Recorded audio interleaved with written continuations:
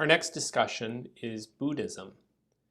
Buddhism closely related to Hinduism, that's why we're discussing it here.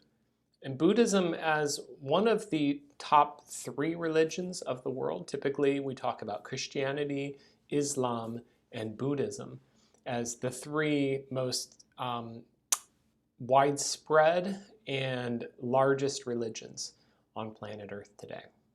So what is Buddhism? How is it related to Hinduism? And what does it teach? Let's start first with the history of the person Buddha, the Buddha.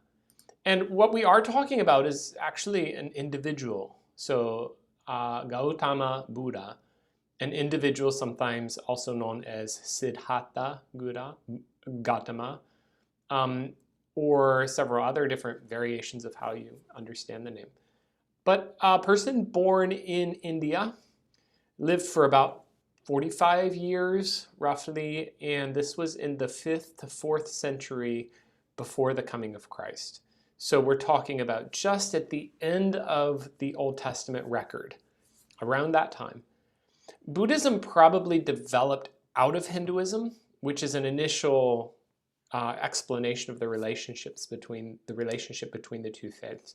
In other words, from the perspective of a Hindu, someone could actually argue that Buddhism is like a heretical form of Hinduism, or a further extension of Hinduism. Of course, the irony is that Hinduism has continued in the Indian subcontinent, or the modern nation state of India, and a few countries around, or the Indian diaspora. But Buddhism has come to spread all across Southeast Asia. And if you wanted to talk about the centers of Buddhism, you could talk about Cambodia, Thailand, and China. But also Buddhism beyond that, just across Southeast Asia and even to some extent across the world. Let me talk a second about the biography of the Buddha.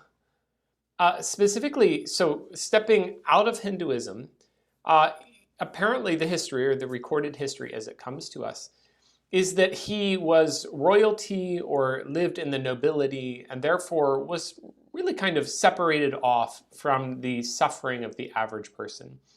And he lives his life this way, grows up this way, and as a young man, he decides to set out. He leaves the palace, he begins walking about among the common people, and he discovers or comes to appreciate how much suffering there is, or another way of saying it, just how desperate and actually sad the lives are the lives of the people around him. And that becomes then the center of Buddhism. The core concept behind Buddhism is the question of how we deal with suffering. It's essentially an entire worldview or entire framework that exists as an attempt to answer the problem of evil. Why do humans suffer? How do we escape from it? The Buddha, as part of then his continuing autobiography, for a period of time lives in complete and total asceticism, which means he rejects material comforts. And the idea is just to put away all kinds of earthly or physical joys, to repudiate that, to set it all aside, and instead to try to live as simply as possibly can be done. And in fact, then that turns into only a stage, because in the end, he comes back around, he starts to focus on preaching or proclaiming and talking to others about his findings.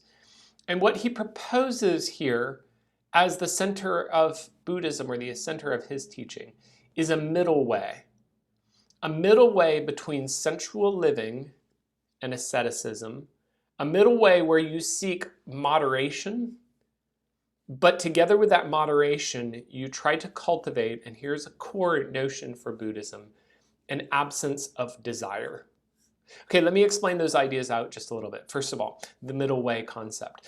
So this is a legitimate recognition. Even you can find this if you're reading in Ecclesiastes or in Scripture itself. Certainly, if your reaction to suffering or the struggle of life is to say, okay, I'm just going to try to get rid of all pain And I'm going to focus on trying to enjoy things as much as I can. So if I find good food, I'll eat it, I'll enjoy it. If I like doing certain activities, I'll do those things. If I see a woman that suits my fancy, then I'll go take her. I'll just do whatever I want. Okay, that's on one extreme, that's a sensual living extreme. And part of what Ecclesiastes will say to you is you're not going to find that satisfying.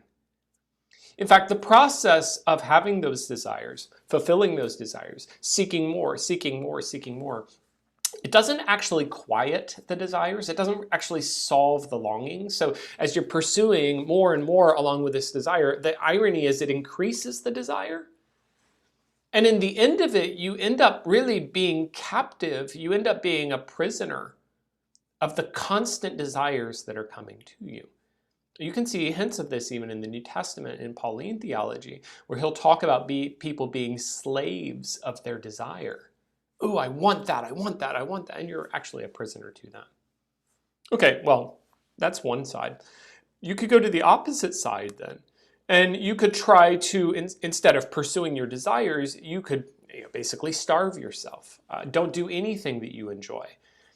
And therefore, what you've done over here on this extreme, you've kind of focused on desire in an opposite way. In other words, you have kind of set up your life centered now around desire. It's just the opposite. It's centered around trying to get rid of the desire. And so therefore, if you want something, you don't do it. Over here, if you want it, you do it. Over here, if you don't want it, or if you do want it, you don't do it.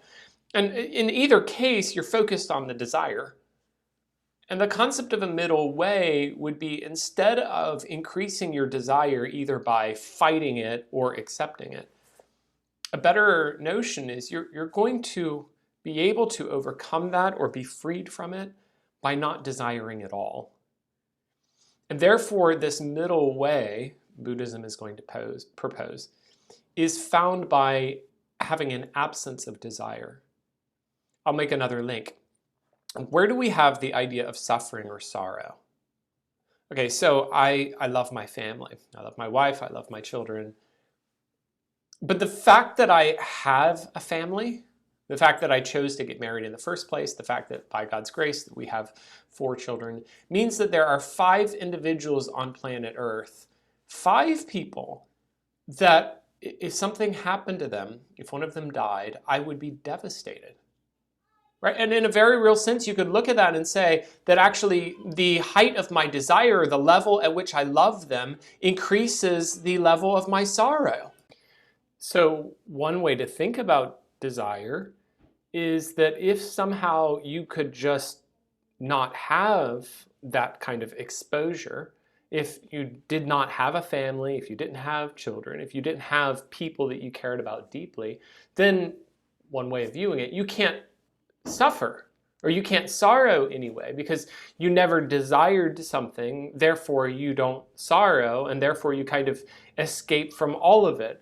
And so what you're trying to really pursue is to not have any desire at all. You find a middle way, that's the argument anyway, between indulging your desires and abstaining from your desires, and you just try to eliminate desire entirely. A couple of concepts that fit within this. As an overall framework for Buddhism, the underlying assumption, the metaphysic, the view of what we believe about what is real or how the world works and what exists, is that the universe or reality is an endless cycle of birth and struggle and dying and rebirth. And it's similar to Hinduism in that sense, that everything is continually going around. It's continuing in this cyclical way. It's an endless cycle. And the ultimate goal or the ultimate hope is just to escape from all of that. If somehow you can get out from the cycle, if you've heard the term nirvana, your goal is to just cease to exist, to be removed from all of the struggle or all of this endless cycle. 3 important concepts that we could talk about within Buddhism, and of course lots of others that we could discuss. But 3 concepts we'll discuss here. First, the concept of dukkha, clinging to impermanent things, The idea of sorrow, or excuse me, desire that brings sorrow. It's the notion that we are clinging to, almost like clinging to illusions, clinging to dreams. And that's what brings us emptiness. Okay, I just commented here, it's similar to vanity in Ecclesiastes. And it's the assumption that frustration comes from thinking that anything is permanent. If you can just realize that everything is just illusion, everything is like seeing smoke or trying to form something out of the vision of clouds, or let's just say like you dream and you wake up in the morning and you're trying to cling to the memory of your dream, when in reality there's nothing to the dream. It's just going to create frustration.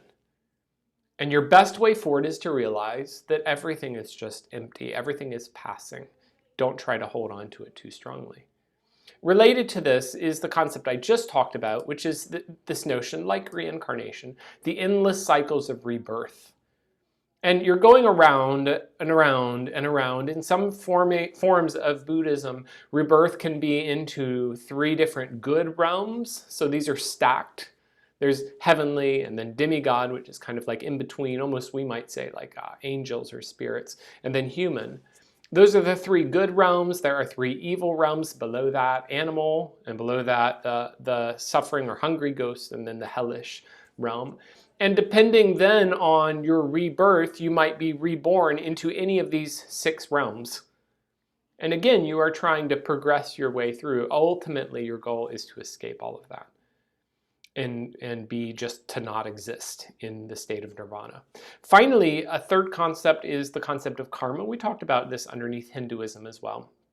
And it's the observation that choices we make plant seeds, that there's a basic cause and effect kind of relationship between events. Maybe a difference here is that where you and I might think about cause and effect, but just in the sense of, if I never brush my teeth, I'm going to have tooth problems.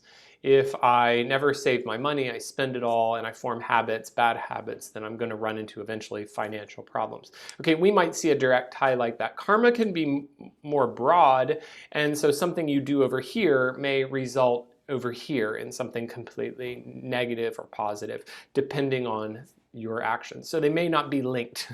The distance between them might be very broad, but there is kind of a sort of an order in the sense that something you do over here brings about results somewhere else. All 3 of these concepts, maybe not all 3, but echoes of these concepts are legitimate parallels that you can find in scripture and biblical thought. I mean, particularly this last, do not be deceived, God is not mocked, whatever a man sows, that will he also reap, or Proverbs, constantly emphasizing that your actions then have consequences. Here on the first concept of the 3, this is very much an emphasis of Ecclesiastes, that life itself, if you're trying to cling to life, it's insubstantial. And so you need to look for something that is real, okay, something that it abides, so that Jesus will teach, do not lay up for yourselves treasures on earth. Why? Well, moth corrupts and thieves break through and steal. Lay up for yourselves treasures in heaven. That's where things endure. Colossians 3, that your attention should be where Christ is, and that is the greater and abiding reality. This middle concept, okay, very different for sure than biblical thought here. I think maybe a concept that I could point out here is that we recognize, and we should recognize, that what we see physically is not all there is. In other words, an enlightenment framework here would only accept out of those 6 realms humans, animals, maybe other material things. But Buddhism has legitimately recognized that there's more to reality than what we see. However, there are concepts, of course, here that are fundamentally broken. And I would give 2 that stand out. One thing you need to know about Buddhism does not have or believe in a personal God. What I mean, when you and I think of God, immediately what comes into our minds, just the concept God, is an individual or a person in the sense that he has consciousness, he reacts, he does things, He perceives things. There is relationship, and really I would put that at the core of all of these. At the core, you can have a relationship with him. He is personal. That in opposition or contrast to, say, something like time. You can't have a relationship with time. You can't speak to time. Time doesn't think anything about you. It just exists. It's just a thing. And time then is as conscious as a rock. I mean, time has no personal interaction with anyone. The concept of Buddhism and the concept of a Buddhist God, if you want to think of it like that or even use that word, it's not personal. In fact, the proper word for this is it's pantheistic. All of what exists, everything, including myself, is in some way part of the world's spirit. And so everything is God. The problem that we have as human beings, as individuals, is that we are somehow alienated from that reality. And so the greatest and the best that you can have is to be reunited with everything, to be reunited with the world spirit. And all of that is God. Everything around me is part of that divinity, that deity. Because there is no single conscious God. I don't pray to him. I don't speak to him. I don't ask him for help. He doesn't exist properly in that sense. And certainly not even the Buddha. The Buddha is an example of an individual who attained enlightenment. He was able to understand through thinking and experience and being a wise and good person. He was able to attain a enlightened state, but actually at the end of his life, the argument is the Buddha achieved nirvana. That doesn't mean he went to heaven. It just means he ceased to exist. He escaped suffering. So properly speaking, there is no Buddha now. He's gone. The ultimate hope, and this is the second point that I would just emphasize among others, that things that are fundamentally different than the way that we think about religion at all. The ultimate hope is not to go to paradise. It is to cease to exist, and that's what you're longing for. That's what you're pursuing. Two metaphors that are used for that. If you have a candle with a flame, and the flame, there's a sense of something being there, but you blow it out and it's gone. Where did the flame go? It's not as though you blew it and the flame went across the room and it landed on a table somewhere. The flame just vanished. It's gone now. What happened to it? Or another way of saying this, sometimes if a metaphor is used, if you took a drop of honey and you just took a drop of honey and let it go into the sea, right? The honey hits the water and it's absorbed. Did the honey cease to exist? I mean, not properly speaking, but a drop of honey in the ocean, you're not getting that back. It's gone. And it's so mixed in, it's united, it's become part of the ocean in a sense, but not that the honey really changed the ocean, it's just absorbed in and it's gone now. Okay, that's the kind of concept behind nirvana. You just cease to exist. You become part of the one. You are absorbed into the rest of the world the way a drop of honey is absorbed into the sea, and it's gone in the sense that it was united with everything else. How would someone come then to this state of nirvana or to achieve a state of rest? What are you pursuing as a Buddhist? Here's the Eightfold Path, and these are just recommendations, or this is the way forward. This is what the Buddha or what Buddhism would then commend for us to do. And 8 things here. First, have a right view or right understanding. You have to believe the foundational teachings of Buddhism. Have the right intention or have the right thought. You choose to embark on the sacrificial path pursuing peace. Have right speech. Don't lie. Speak only what is true, only what leads to salvation. Have right action. Don't kill, don't steal, or practice immorality. Right livelihood, so you live sacrificially, not for yourself or the people around you. Resist sensual thoughts, and specifically this is focused on meditation, which is a huge part of Buddhism. Don't be absent-minded, nor be conscious of the realities that transcend the world. This is back to our idea earlier at the core of Buddhism, a notion of getting rid of desire. And finally, right concentration or meditation. Two things I'm going to highlight from among these. Number one, the concept of meditation at the end, the final notion there, is very basic to Buddhism. If you're asking yourself something like, what is Buddhist worship, or how do you worship it as a Buddhist? Maybe you've seen a Buddhist temple. There's a very large, or several very large Buddhist temples in Metro Manila. And certainly as you travel across Southeast Asia, you can find others. These are beautiful structures architecturally. But what you'll find if you go in, it's not as though you have like a service or an event where everyone gathers together. People just come in different times throughout the day. Maybe they'll come in the morning before work, come through after work. It's peaceful. The architecture is there to astound you and give you a sense of wonder and marvel, but give you a sense of peace.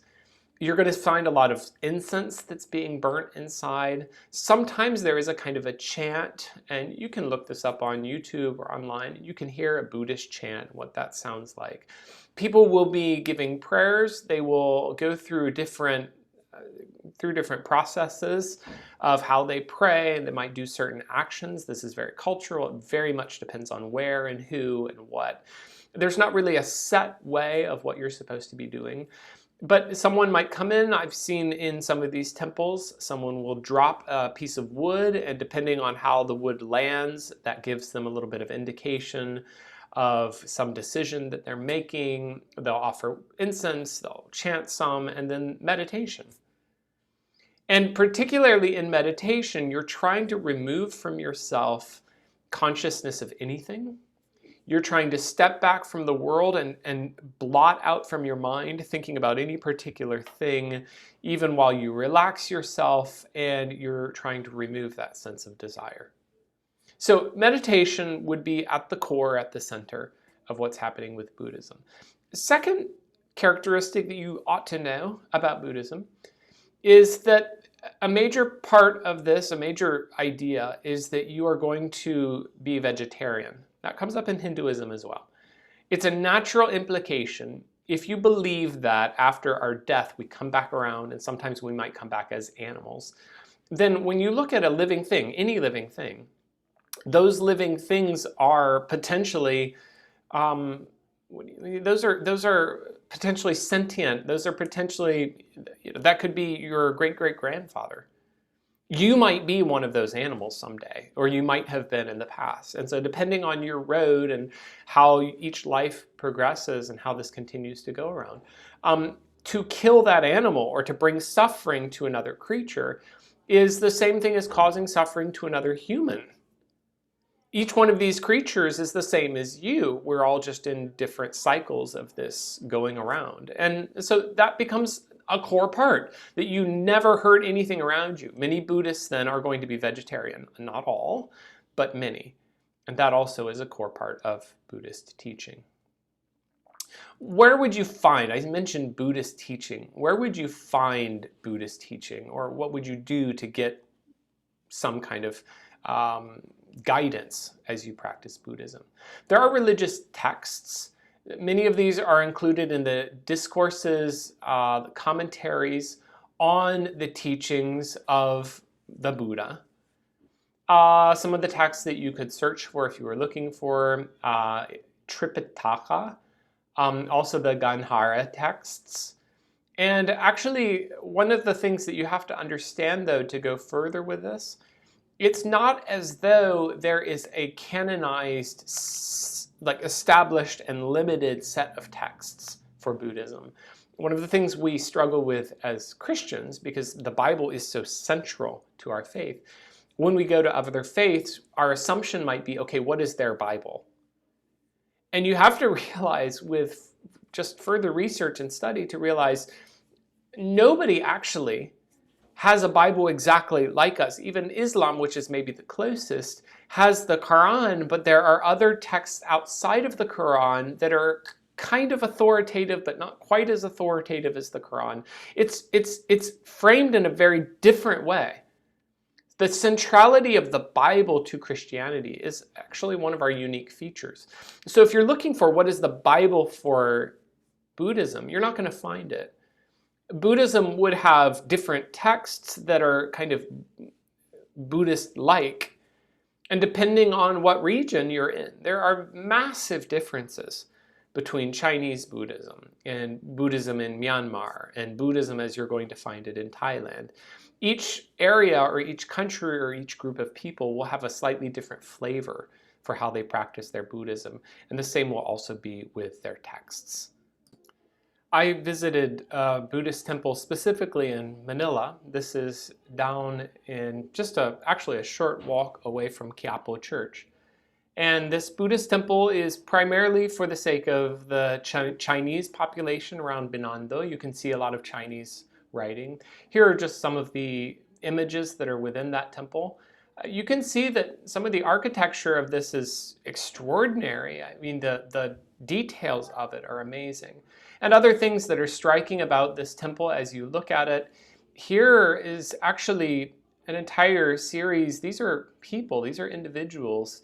And each one of those is a little picture. My understanding of this is these are the urns, or this is the ashes from different individuals that have been cremated. And now they're being actually stored there. And this is part of people's practice of their Buddhism or how they perceive Buddhism. This is massive, and I think it gives you a sense of the number of people, just visually speaking, as you're thinking about all of those people who died, and now this is where their faith in some way lies.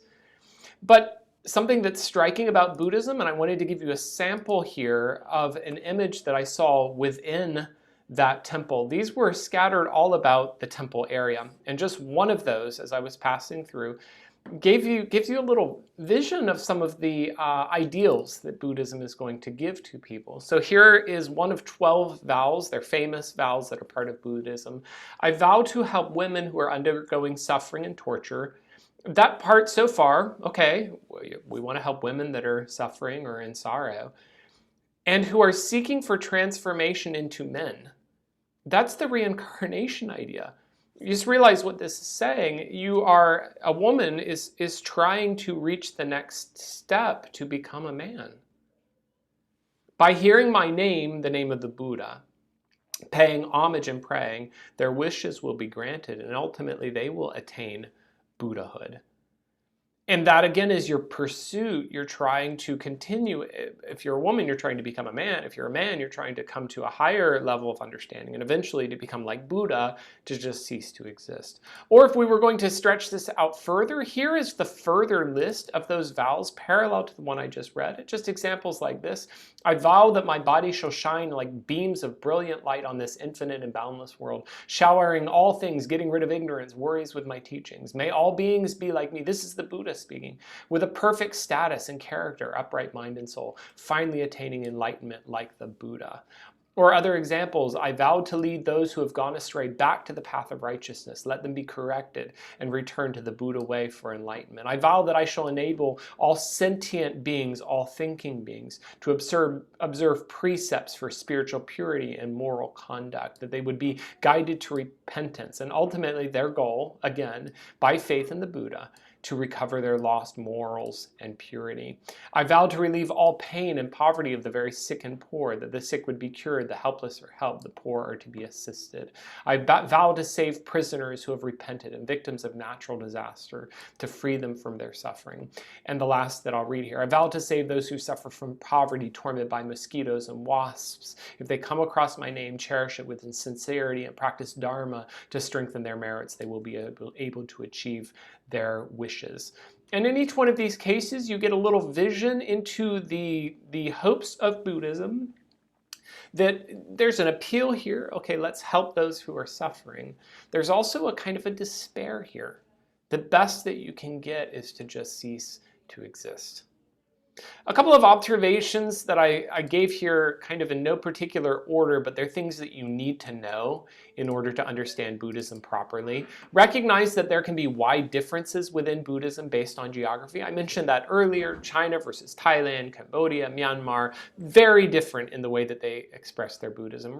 Recognize also that for many, their Buddhism is inseparably connected to their culture. And so to criticize Buddhism to, let's say, someone from Cambodia, if you talk negatively about Buddhism, it's as though you are criticizing their people. Their nationality, their identity is wrapped up in this as well. So to be Cambodian is to be Buddhist.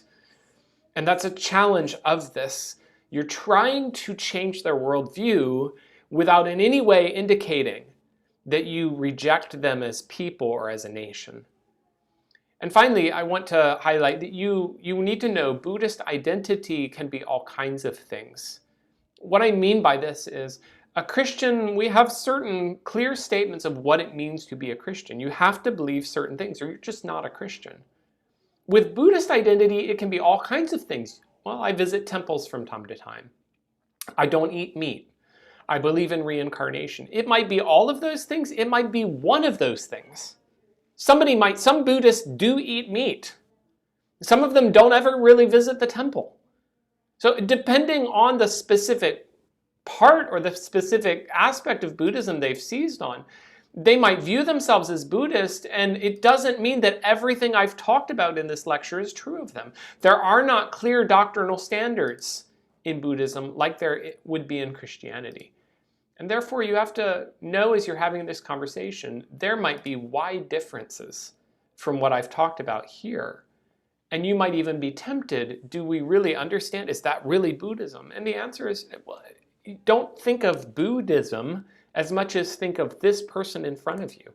This person has their own brand of Buddhism. And you're asking questions not just to understand Buddhism as an idea, but this person has their own form of it. Some theological starting points. Where would you go if you're going to begin having a conversation with a Buddhist? Here are some of the core concepts that I would encourage you to focus on. Number one, emphasize the one true God as creator and as one who is personally involved in their lives. The reason I say that is at the core of Buddhism is this assumption the world itself is God, the world spirit, or all that is God, and God is all that is. And so you don't really separate between these. There's not a personal God who interacts, who you can pray to, who has a relationship with you. But the idea instead of a God who is the creator, he acted and he made the world. And furthermore, he is involved with your life. He's aware of you. That's very different than a Buddhist perspective on God. One of the ideas you'll notice with those who have been converted out of Buddhism, one of the things that stands out to them is the idea that they are related now, or they have a relationship now with God. That's profound and very different. And one person converted from Buddhism, she just commented to say, it's so different now, I'm not alone. That Buddhism is fundamentally very lonely. There is no God out there who cares about you, who knows about you, who is even aware of your existence. He's not there. He's just a general idea. And that's very isolating. It leaves you all alone in the universe. But the notion of a God, a true God who is there and knows, and that you have a relationship with, fundamentally different. Second core concept that I would like you to emphasize, salvation from sin. So one of the differences you'll see with Buddhism is not a faith in the sense we might think of it, where, okay, you have a relationship with God in order to be saved from your sin.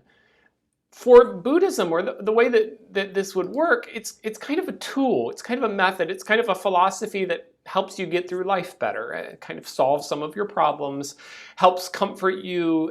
It's a method, and it helps improve your life. But it's certainly not a relationship with a living and true being who is God. And one of the things to emphasize here that's so different about Christianity is that we actually are talking about a relationship with God. Hence, the purpose of Christianity is not just to make me a healthier, more well-adjusted person. I'm not just looking for a tool that kind of helps solve my health problems or helps motivate me to stay out of vices.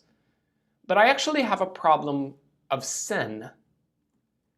And one of the other parts you'll notice in these conversations, depending sometimes even on the language, in some cases, Buddhist countries or Buddhist cultures may not even have a good word for sin.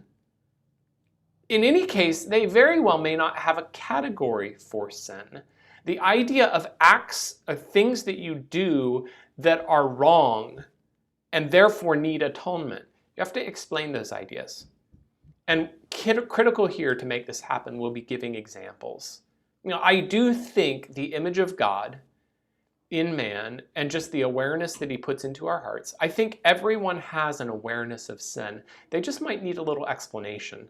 So you can get there, and you'll get there by giving examples, okay? And giving examples of things that they will look at and say, yes, that's wrong. Let's say, for instance, a very good one might be a child who abandons their parents. Okay, that's going to be viewed as very wicked. Even though there might not be a category for sin, in their minds, there is the awareness of things that are wrong. Okay, give an example. And with that, I think you're going to be able to break through and explain concepts of sin. How about the concept of the self? By the self, here's part of the problem. It's the idea of a person that lives forever and can have a relationship with God. Why that matters? Well, think about reincarnation. If the idea of reincarnation is that you die and you come back around, you die and you come back around, okay? And so it's this endless cycle. The question is, what is the thing that comes back around? See, Buddhists don't believe in like the soul. They don't really believe in the individual that's separate from everything else. We're all part of the world spirit. So the idea that I die and this time I'm a man and the next time I might come around and the next time I might be an animal, what is the thing that holds me in common between last time and this time? Or this time and the next time? Like, what is the me that is beyond my life that can possibly come back around? And some of this gets really confused in people's minds, so that people will even talk about, a Buddhist might talk about, well, in my last life, this or that happened. They're making it up, of course. But they're acting as though, they probably really truly believe it eventually. But they're feeling like, okay, that was me, and then I came back around again. And there's a logical problem in that. How do I know? How could I remember? How could I have any connection to what I was before? Some of that doesn't really fit within Buddhism. And I think that's worth talking about. It's the idea that there is a me. There is a me that will live forever and that can have a relationship with God. And together, I think this is closely connected to the concept I talked about earlier, that Buddhism is profoundly or ultimately alone. It's a lonely faith, because you can't have a relationship with God. And so here, along with that, the notion that there is a me, the self, is going to connect into the fact that I can have a relationship with God. I can relate to him. Finally, suffering. Remember I said that Buddhism is, in some ways, an answer to the problem of evil, or an attempted answer. And it's the struggle, why do we suffer? Why is life sometimes so miserable? What is wrong in the world that it works like this? Well, give an alternative narrative for that. How do we explain suffering? Explain suffering in terms of sin. Here's the biblical narrative and how this would work. Suffering is connected to Adam's choice. It was Adam's choice to turn away from the goodness and the paradise that God had given. Sin continues, or suffering continues, when we sin and hurt one another. So the link between these, all of suffering on planet Earth started with Adam, or let's just say humanity. We turned away from God. But it continues through now. How do people experience suffering? Some of the worst ways, not all, but one of the strongest expressions of suffering is what we do to each other. And you can see, again, the strong link between sin and pain, even connected, in this case, to human relationships. You've got to get, though, to the most profound point of all, and that is that all of that sin, along with its resultant pain, all of that came together and it was poured out on Jesus. Okay, talk about Isaiah 53. That could be a great text to look at together with someone. But Isaiah 53 is going to connect together All of our sin was laid on him. All of our griefs were laid on him. Sin and sorrow reached their deepest point, their nadir, the opposite of a climax, the very deepest possible point. It all came together in one moment. Jesus Christ suffered and died because of my sin. And that, of course, is going to take you to the heart of the gospel. Two other practical points to end out our time. At your foundation, in respect to a Buddhist, it will begin with your relationship to them, a personal relationship to them, with them. Value them as human beings. Love them. And as I've said earlier, that there is a deeply lonely component of Buddhism. But also, together with that, many of the nations and cultures that are wrapped up together in Buddhism are also going to highly value relationship. You don't care about me if you're ignoring me, if you're just trying to win me to join your group. No, do you care about me as a person? That's very persuasive and very powerful. And you are probably not going to win someone without loving them first and deeply and even sacrificially as a human being made in the image of God. And second, tell the biblical story. One of the uniquenesses of Christianity is that our faith is not just a philosophy, an idea, which is more what Buddhism is, but that our faith is a story that actually happened historically. There was a Jesus who lived and died and rose again, and he's coming back. These things happened in history, and you need to be able to tell the biblical story. You need to know biblical theology well enough that you can start in Genesis, walk through the basic story all the way to Revelation, be able to present that to someone, to demonstrate to them that this is an actual, real story that happened in time and space, God transforming the world, and reality coming to be all that it ought to be. I'll encourage us, or end with this then today. Think about the preciousness of your salvation. Your goal is not just to escape suffering.